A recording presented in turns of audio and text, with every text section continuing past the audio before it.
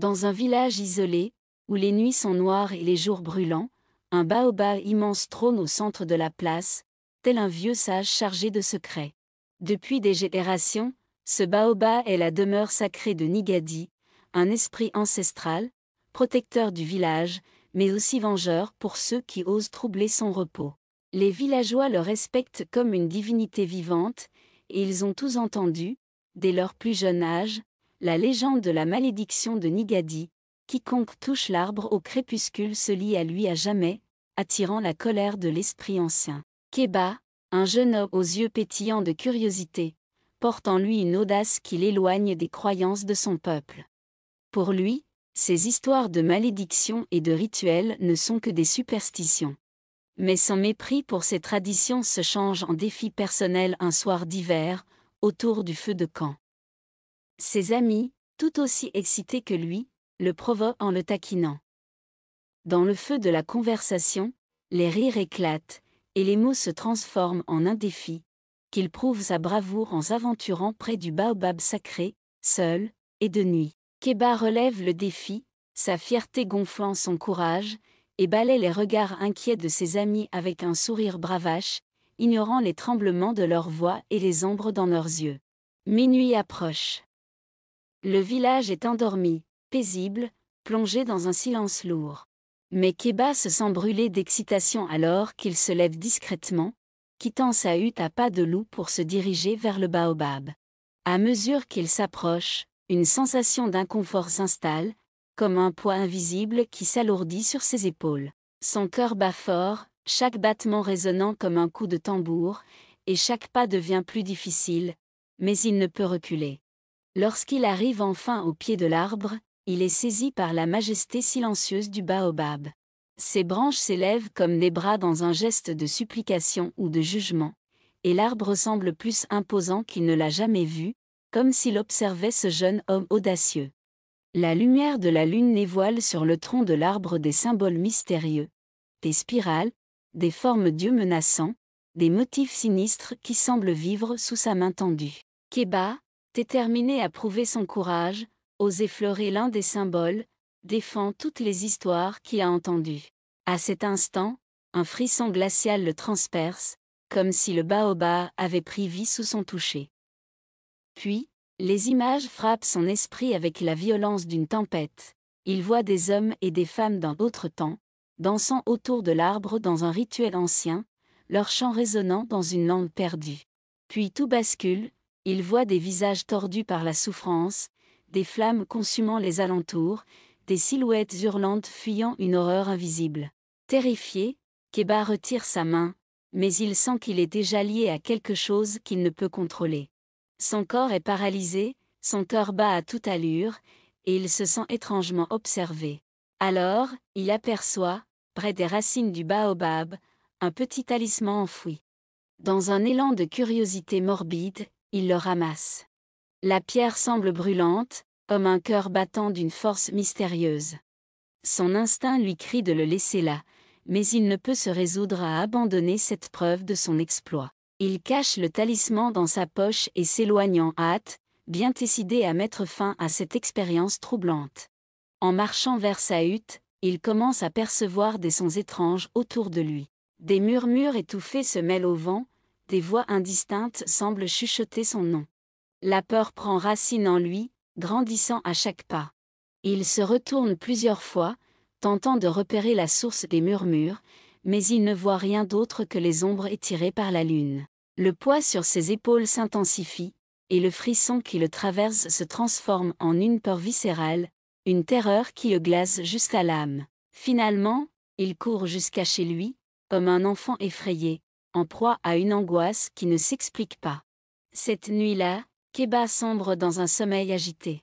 Dès qu'il ferme les yeux, il se retrouve au pied du baobab, cerné par des ombres immenses, au visage déformé par la colère. Les chuchotements se changent en murmures furieux, puis en cris, puis en hurlements. Les ombres s'approchent de lui, et il est incapable de bouger, figé dans un cauchemar où il se voit accusé, jugé, condamné pour avoir défié Nigadi. À chaque réveil, il respire difficilement, son cœur martelant sa poitrine, sa peau glacée et ses mains tremblantes. Au petit matin, un sentiment de malaise profond le tenaille. Il se rend compte avec horreur qu'une marque a pris forme sur son bras, identique au symbole gravé dans le baobab.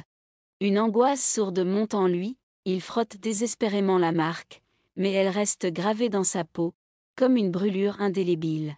Pris de panique, Keba se rend chez les anciens, espérant qu'ils sauront comment lever cette marque.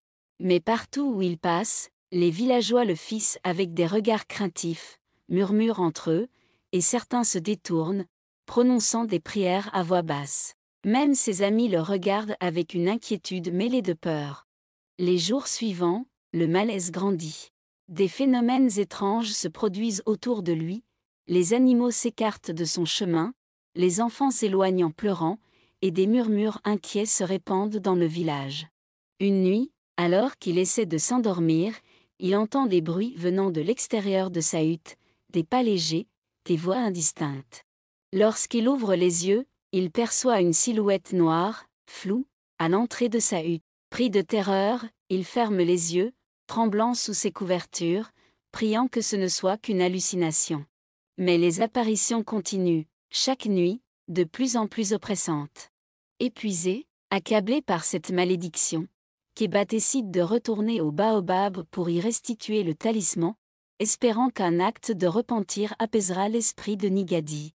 La peur se mélange au désespoir tandis qu'il marche vers l'arbre, portant le talisman comme une offrande. En arrivant au pied du baobab, il tombe à genoux, les larmes coulant sur ses joues, et implore le pardon de Nigadi, suppliant l'esprit d'épargner son âme. Mais au moment où il dépose le talisman, le silence autour de lui devient étouffant.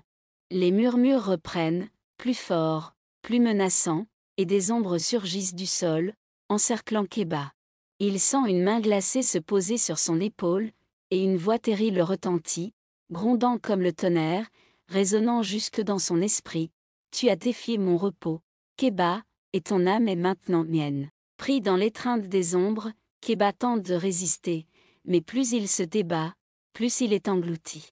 Ses cris de désespoir se perdent dans le silence de la nuit, et la dernière chose qu'il voit est l'immense baobab, figé dans une expression impassible, tel un juge implacable. Puis tout devient noir. Le lendemain matin, les villageois trouvent des traces autour du baobab, mais de Keba, il ne reste rien. Seul le talisman gît là, comme un ultime rappel de sa folie. Ils comprennent alors que l'esprit de Nigadi a pris son dû, et un lourd silence retombe sur le village. Les habitants évitent désormais de mentionner le nom de Keba, chuchotant que son âme est piégée pour l'éternité dans l'arbre, condamnée à errer comme une ombre silencieuse autour de Nigadi. Les jours passent et le souvenir de Keba, comme une ombre pesante, continue d'habiter le village. La famille de Keba est en proie à un chagrin dévorant. Sa mère, aux yeux rougis, passe ses journées à murmurer des prières à l'esprit de Nigadi, espérant qu'il libère l'âme de son fils. Son père, stoïque, semble porter en lui un poids silencieux, incapable de verser une seule larme, mais chaque jour plus courbé par cette peine incommensurable. Adana, la petite sœur de Keba, erre autour du baobab, là où elle croit parfois entendre la voix de son frère, faible et désespérée, comme un murmure égaré dans le vent. Les rêves d'Adana sont hantés chaque nuit par l'image de Keba, prisonnier de l'arbre, les bras tendus vers elle, ses yeux implorants semblant supplier qu'elle vienne le libérer. Elle se réveille souvent en sueur, le cœur battant, le visage baigné de larmes, avec la certitude oppressante que son frère est toujours là, quelque part entre ce monde et l'autre, et qu'il ne trouvera pas le repos tant qu'elle n'aura pas accompli quelque chose pour le sauver. Les villageois commencent à ressentir les effets de la colère de Nigadi. Les récoltes dépérissent, les animaux s'éloignent, les chants des oiseaux se taisent. Tout le village est plongé dans une atmosphère de deuil et de peur, une sorte de malédiction silencieuse qui s'installe dans chaque recoin, chaque regard, chaque mot échangé entre voisins. Personne ne rit plus, les enfants restent proches de leurs parents, et les habitants évitent le baobab, craignant d'attirer sur eux une colère encore plus grande. Des rumeurs circulent selon lesquelles des âmes errantes verraient désormais autour de l'arbre sacré, gardienne de l'esprit de Nigadi, surveillant quiconque oserait briser le silence nocturne. Un soir, ne supportant plus le poids du chagrin, Adana se tourne vers les anciens du village. Elle leur parle de ses rêves, de l'appel de Keba qui résonne en elle chaque nuit, de la conviction profonde qu'il est piégé entre deux mondes.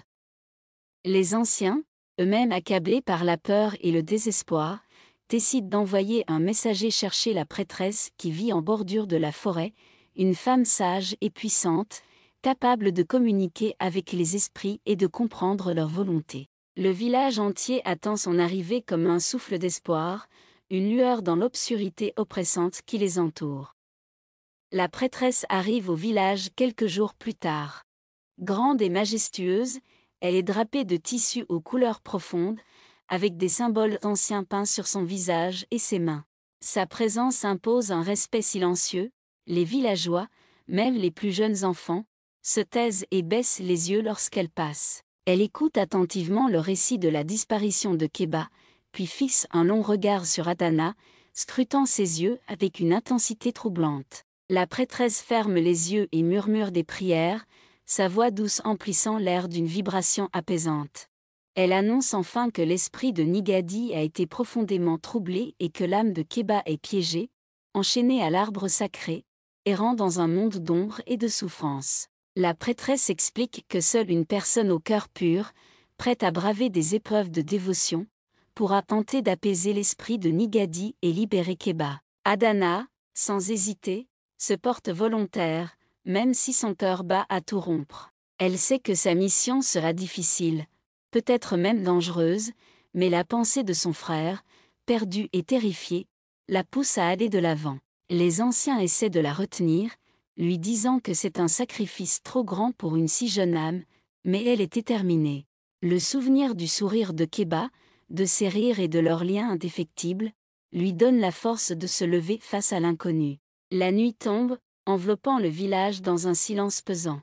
La prêtresse prépare Adana pour le rituel, traçant sur son visage des symboles de protection et l'entourant de fumée d'encens purificateur. La famille d'Adana, les larmes aux yeux, l'entoure une dernière fois, la tenant contre eux comme si c'était la dernière étreinte. Son père, qui n'a jamais pleuré la perte de Keba, laisse finalement échapper des sanglots silencieux, serrant sa fille avec une tendresse poignante, lui murmurant qu'elle est leur seul espoir. Au pied du baobab, le village entier se réunit, formant un cercle de lumière autour de l'arbre. Chacun tient une torche, les flammes vacillant dans la nuit, tandis que la prêtresse commence à psalmodier des prières anciennes, invoquant Nigadi et implorant son pardon. La voix de la prêtresse emplit l'air de mysticisme, résonnant comme un chant d'un autre monde, un appel lancé à l'esprit de l'arbre. Adana, tremblante mais déterminée, s'agenouille devant le baobab, priant dans un murmure, son cœur battant à la fois de peur et de courage. La prêtresse explique à Adana qu'elle devra offrir 3 sacrifices symboliques pour purifier l'esprit de Keba, de l'eau, pour nettoyer son âme, du feu, pour brûler ses erreurs, et du sang, pour offrir une part d'elle-même en échange de sa liberté. Elle commence par l'eau, versant doucement de l'eau pure sur les racines de l'arbre. Chaque goutte brille sous la lune, et elle ressent une présence froide, comme une main invisible posée sur son épaule. Les murmures s'intensifient autour d'elle, et un frisson la parcourt, mais elle ferme les yeux et murmure le nom de son frère, sentant dans chaque goutte d'eau la force de son amour pour lui. Ensuite, Adana tient une flamme vacillante dans le creux de ses mains. Le vent souffle, menaçant d'éteindre la petite flamme, mais elle la protège précautionneusement, comme si cette flamme était l'âme même de Keba. Elle sent la chaleur brûler sa peau, mais elle endure la douleur, murmurant des prières pour son frère, se souvenant de tous les moments où il l'avait protégé. C'est maintenant à son tour de le protéger, de le sauver. Enfin, pour l'offrande de sang, Adana prend une lame rituelle, la main tremblante, et se coupe légèrement la paume, laissant quelques gouttes de son propre sang s'écouler sur les racines. À cet instant, une bourrasque puissante balaie le cercle, et des cris étouffés retentissent, déchirant la nuit. Adana lève les yeux et aperçoit la silhouette de Keba entre les branches, comme un fantôme triste et silencieux. Des larmes coulent sur ses joues tandis qu'elle tend la main vers lui, criant son nom, mais il reste figé, un regard désespéré dans les yeux. La prêtresse murmure à Adana qu'elle doit faire une dernière prière, une supplication pour que Nigadi accepte ce sacrifice. Adana s'agenouille, sa voix tremblante mais résolue, et s'adresse directement à Nigadi. Elle lui promet de veiller sur le baobab, de maintenir les rites en l'honneur des esprits, et de transmettre la légende pour que personne ne refasse les erreurs de Keba. Son amour pour son frère se mêle à son respect pour l'esprit du baobab, et elle supplie Nigadi de permettre à Keba de trouver le repos. À cet instant, le silence retombe, comme si le monde retenait son souffle. La silhouette de Keba s'estompe doucement, son visage apaisé, et il adresse un dernier regard à Adana, plein de gratitude et de tendresse. Son image se fond dans le tronc de l'arbre, comme une feuille emportée par le vent, et la nuit redevient calme. La prêtresse pose une main sur l'épaule d'Adana, lui disant que Keba est enfin en paix, et que l'esprit de Nigadi a accepté leur offrande. Épuisée mais soulagée, Adana est accueillie par les villageois qui la serrent dans leurs bras, certains pleurant de joie, d'autres en silence, submergés par la puissance de l'amour et du sacrifice qu'elle a démontré. Le père d'Adana, les yeux brillants de larmes, murmure un merci, incapable de dire plus, mais sa fille comprend tout. Depuis ce jour, le village honore chaque année Nigadi et l'âme de Keba. Une cérémonie est instaurée pour verser de l'eau pure, brûler des encens et offrir des prières, tout cela pour maintenir la paix avec l'esprit du baobab. Ce rituel, appelé « la nuit des âmes », rassemble tout le village sous le grand arbre, illuminé par des torchers et entouré de chants et de danses, rappelant à tous la puissance des esprits et l'importance du respect envers leurs ancêtres. Adana devient la gardienne de ce rituel, un rôle qu'elle accepte avec humilité et honneur. Le village était redevenu paisible après le rituel d'Adana. Les villageois avaient repris leurs habitudes, avec la conviction que l'esprit de Nigadi était apaisé et que Keba avait enfin trouvé le repos. Mais, pour Adana, le sentiment de tranquillité était fragile. La nuit, elle sentait parfois une présence étrange et familière, comme une main fantôme effleurant son épaule ou une voix douce l'appelant dans un murmure. Ces moments lui serraient le cœur, lui rappelant que Keba n'était jamais loin. Un soir, alors qu'elle est seule près du baobab, elle ressent une force inexplicable l'attirer. C'est une soirée calme, où le vent semble chuchoter des secrets anciens. En fixant l'arbre, Adana est prise d'un vertige intense, comme si une partie d'elle-même tentait de s'échapper vers un autre monde. Dans cet instant de flottement, elle aperçoit des ombres bouger parmi les racines, des silhouettes qui semblent danser lentement, presque en deuil. Soudain, une silhouette familière émerge de l'obscurité. C'est Keba, son frère, son visage teinté d'un mélange de tristesse et de douceur. Les larmes montent immédiatement aux yeux d'Adana. Elle a si souvent rêvé de revoir Keba depuis le rituel. Son cœur, partagé entre le chagrin et l'amour, bat de plus en plus fort alors qu'elle lui tend la main, espérant sentir sa chaleur, son toucher. Mais ses doigts traversent l'air sans rien rencontrer. Keba semble si réel, et pourtant si distant, comme une brume que le vent pourrait emporter à tout moment. Adana, murmure-t-il d'une voix douce, presque brisée. Tu m'as offert la paix, mais je suis encore lié à Nigadi. Je veille, mais je suis prisonnier. Ces mots la frappent comme un coup de poignard. Elle avait cru que son frère reposait enfin, mais il est encore retenu, attaché à cet arbre et à l'esprit de Nigadi. Une douleur déchirante monte en elle. Elle réalise que le sacrifice qu'elle pensait avoir fait pour le libérer n'était qu'une première étape, et que Keba reste prisonnier de ce monde. Elle sent une vague de culpabilité et de chagrin envahir. Keba lui parle de Nigadi, expliquant que le baobab n'est pas seulement un arbre sacré, mais un passage vers l'autre monde, un lieu où le voie entre les vivants et les esprits est plus mince que jamais. Il lui révèle que Nigadi a accepté sa présence, mais que l'esprit attend plus, une promesse de dévotion éternelle, un engagement renouvelé par chaque génération pour maintenir la paix entre les mondes. Keba baisse les yeux, l'air accablé, et lui murmure, presque dans un souffle, « Nigadi est un protecteur, mais aussi un esprit exigeant. Si le village cesse de l'honorer, il réclamera d'autres âmes. » Adana, frappée par cette révélation, se sent déchirée entre l'amour pour son frère et la peur pour le village. Elle comprend qu'elle devra porter le fardeau de cette promesse, une promesse sacrée qui pourrait éviter une tragédie encore plus grande. Keba la regarde avec tendresse, et dans un ultime regard, il semble lui donner la force d'endosser ce rôle. Adana, tu dois veiller sur le village.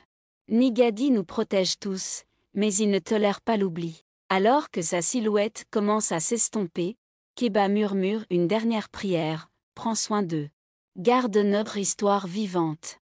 Et, dans un souffle, il disparaît, laissant Adana seule, les larmes roulant sur ses joues, son cœur brisé mais rempli d'une nouvelle mission. Au matin, elle se rend chez les anciens du village, les yeux encore rougis par les larmes, pour leur transmettre le message de Keba.